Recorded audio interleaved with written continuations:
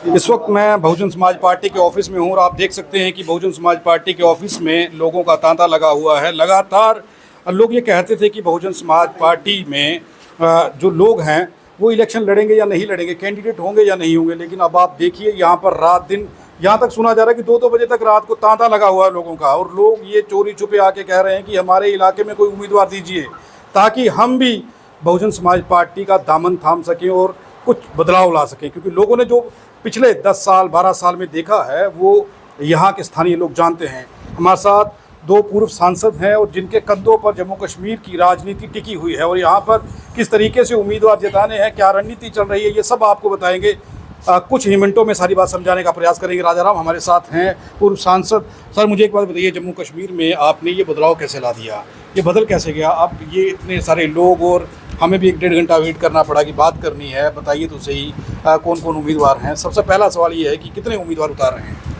देखिए, पूरे जम्मू में, कश्मीर में तो हमने नहीं उम्मीदवार उतारे हैं, लेकिन जम्मू में हमने 29 सीटों पे उम्मीदवार उतारे हैं।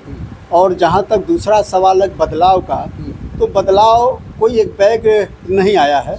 यह बदलाव लंबे समय तक जो हमारी नेता का डायरेक्शन रहा है कि आप लोगों को मूवमेंट से जोड़ना है, कैडर से जोड़ना है, गांव में जाके लोगों को तैयार करना है, तो वो कार्यक्रम हमारा चल रहा था।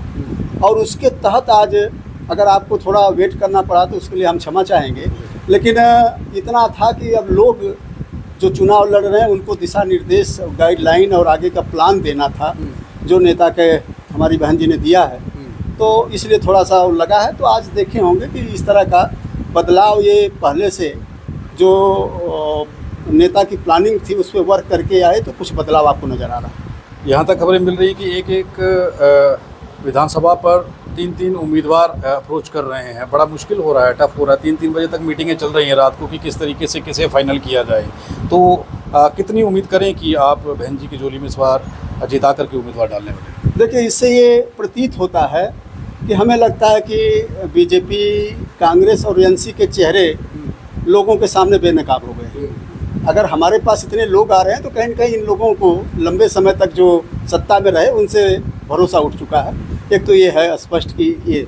दूसरा है कि जहाँ तक बहन जी को हम कितना देंगे, हमने जो 29 सेलेक्ट किया है, क्योंकि 43 में हमने 29 सेलेक्ट किया है, तो हम कोशिश करें कि 29 वो हो जिसमें हम इतनी मजबूती से लड़ें कि हम ज़्यादा से ज़्यादा सीटें जीतें। इसलिए 29 हम जीतने के लिए लड़ रहे हैं।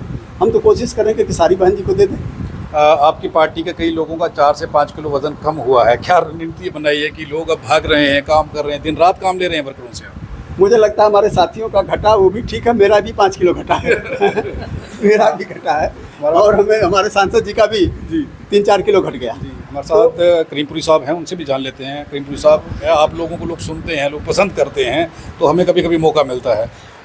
रणनीति तो बड़े तरीके से बनाई गई है, लेकिन घुसपैठ की भी तैयारियां रहती हैं। दूसरी राजनीतिक पार्टियां आपके वोट को तोड़ने के लिए षड्यंत्र रचती हैं। आप लोग अनुभवी हैं, आपको पता है, उससे बचने का क्या जो प्लान है? देखिए, बहुजन समाज पार्टी साहब कांशीराम और बाबा साहब डॉक्टर अंबेडकर जी की विचारधारा से अपने कार्यकर्ता को तैयार करती है, लीडरशिप को उसी से मोटिवेट किया जाता है जी। क्योंकि इलेक्शन जब हम चुनाव के मैदान में जाते हैं तो उसमें आइडियोलॉजी, इंडिविजुअल, ऑर्गेनाइजेशन, रिसोर्सेज और स्ट्रेटजी, ये सब के कॉम्बिनेशन से हम आगे बढ़ते हैं।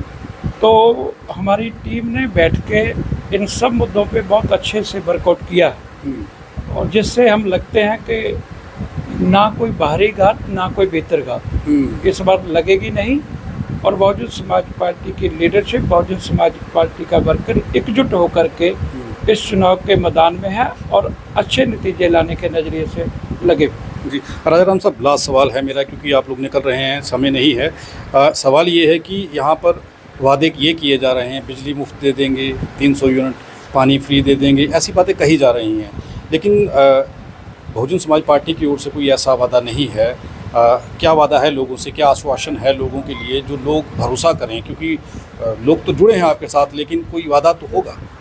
देखिए, हमने कहा बाबा साहब का संविधान, हम उसी पे जोड़ते हैं। हम उत्तर प्रदेश में सरकार में हैं, बहन कुमारी मायावती जी उत्तर प्रदेश की सीएम बनी जी। उन्होंने किसी को खैरात नहीं बांटा, किसी को भिखमंगा नहीं बनाया। उन्होंने कहा इनको सरकारी नौकरी दो, और सरकारी नौकरी देने के लिए उन्होंने नई एक स्कीम चला दी, और उस स्कीम में उन्होंने कहा कि गांव-गांव में हम सफाई कर्मी रख देते हैं। सफाई कर्मी में हम ये मान के चलें कि यहाँ पे अगर जम्मू में ही देखें तो पर्टिकुलर एक जात ही करती है, लेकिन हमारे उत्तर प्रदेश में जब बहन जी ने लागू किया तो वहाँ कोई पर्टिकुलर एक जाति नहीं आई, वहाँ सर्व समाज के लोग आए, और छठे वेतन आयोग में उनको 45,000 रुपये महीने मिलता है। तो हमारी सरकार कहती है कि भाई हम इस तरह का हाथ नहीं, हम तो उस हाथ को देने वाला बनाएंगे। तो बहन जी या हमारी सरकार का ये मानना है कि 5 किलो राशन मत बल्कि दो, बल्कि आप उसको सरकारी नौकरी दे दो, बच्चों को अच्छी शिक्षा मिल जाए, कुछ रोजगार दे दो, वो खुद अपने घर का खर्च चला ले।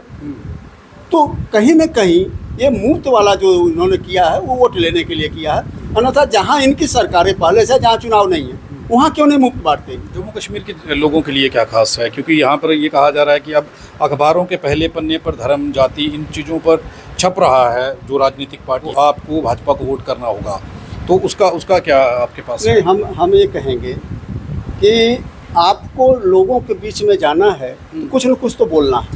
आपने पिछली बार जो बोला है उसको पूरा किया नहीं, उस इशू को आपको छोड़ना है। अगर हम रोजगार की बात करें, आपने दिया नहीं। काला धन ले आने की बात की, आपने दिया नहीं। आपने इंडस्ट्री डेवलप की नहीं, तो आपने कुछ तो किया नहीं। तो जब आपने विकास का कोई काम नहीं किया तो आप उस मुद्दे से ध्यान डाइवर्ट करने का काम कर रहे हैं। तो अब रोजगार की बात नहीं कर रहे हैं। जम्मू में लोगों को क्या चाहिए?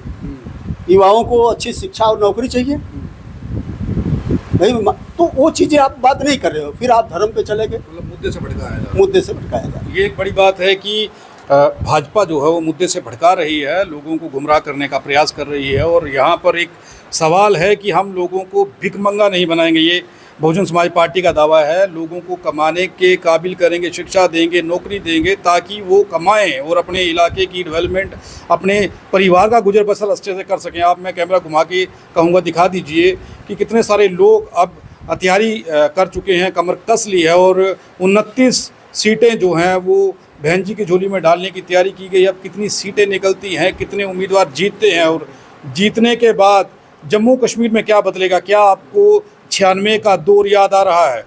आपको लग रहा है कि वही दौर लौट आया है जब मान्यवर कांशीराम साहब की विचारधारा के साथ यहाँ पर काम किया जा रहा था? अब लोग चाहते हैं कि बसपा की सरकार बने या बसपा के उम्मीदवार जीत कर आएँ और लोगों की वो काम हों जिन कामों को रोक दिया गया है। शिक्षा को जिस तरीके से ख़त्म किया जा रहा है कि बहुजन समाज पार्टी जो है वो सरकार में हिस्सेदारी अब बनाएगी, और अगर सरकार में हिस्सेदारी बनती है तो आप अंदाज़ा लगाइए कि कितना बदलाव जो है वो आ सकता है। अगर ये हुआ तो क्या होगा, ये आप सबके सामने है। कमेंट बॉक्स में अपनी राय रखिए और ये बताइए कि आप लोग क्या चाहते हैं।